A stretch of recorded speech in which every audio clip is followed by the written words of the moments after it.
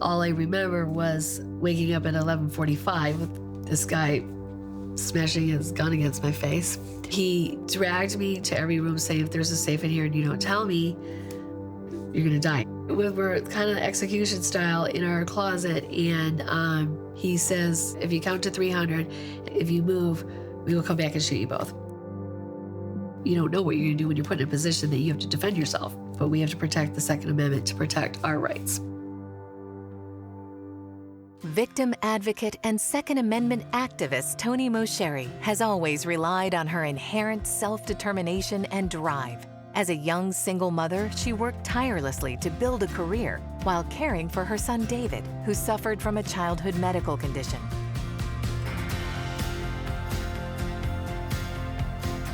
I got pregnant when I was 22, so I was right out of college. He had a hip bone disease that he had to go to Emory Hospital every day for 5 days. It was part of a trial. I don't know how people do it because I had support from other people in my family. Basically, that was my life. You know, he basically became my life along with working. It was this time that Toni spent in hospitals with her son that sparked her passion for philanthropy and helping children with childhood illnesses. I was a single parent for a long time to now a 28-year-old son, so I had to work as harder as everybody else, but even harder because I really needed the money to survive. So that drive has stuck with me. So when I started doing some things for Children's Healthcare of Atlanta, it was because my son had gotten experience from there. Since 2000, we've collected probably about 30,000 toys that we've delivered to Children's Healthcare during Christmas time to those kids that are in the hospital. I'm very proud of her. She's very involved in many charity events around town. Doesn't ask for any credit, doesn't look for any credit. I was always a people person. I wanted to be doing things that were always changing. And when I came here, I started my own company with very little money and had one client, and I just grew from there. I worked with Harvard Brigham Women's Hospital, Cleveland Clinic, Mayo Clinic, Scripps Clinic, all over the country, including here in Atlanta, Piedmont Hospital. And we did that for 17 years until the industry was changing in 2008.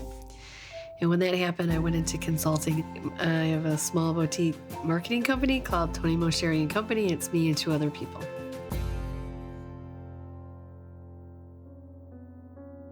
The phrase, "it could happen to anyone," became a reality for Toni and her boyfriend Mark after they became victims of a violent home invasion, leaving the couple forever changed and steadfast in their support of the Second Amendment.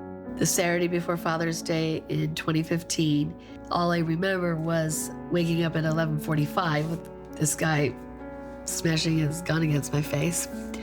And that's how I woke up. So he pulled me out. I landed on the wood floor and he dragged me on the wood floor, my knees actually. And the whole time he had the gun behind my head. He dragged me to where the safe was. He took the stuff out of the safe. He took all of my jewelry. We were kind of execution style in our closet, and I start to cry, and he says, count to 300, and if you move, we will come back and shoot you both. We didn't really say anything to each other. We were just traumatized.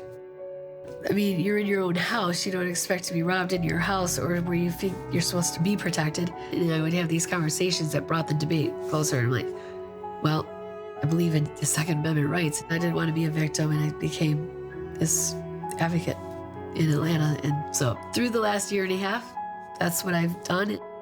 She's a very strong person anyway, but she moved forward.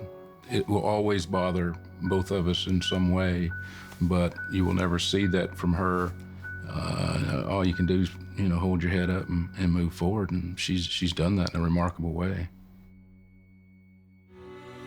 But it was that traumatic experience that inspired Toni to do more to protect our Second Amendment right and led her to her next endeavor as co-chair of the 2017 NRA Women's Leadership Forum Luncheon and Auction in Atlanta, Georgia. I thought, I need to get involved with an organization that does that. I knew about, the NRA. It was just I never got involved. I thought, what? I want to do more. So I got involved in the NRA Women's Leadership Forum. The convention hadn't been in Atlanta since 1974, and it made me feel like I even wanted to participate more. I think the NRA's made a great choice. She's a great leader. I've been a member most of my life, and I think it's very important. I mean, it's amazing all the things that these women are doing. I think it's really important that because their impact is helping other women understand, and their daughters are listening to them, and their sisters are listening to them, or their mothers are listening to them.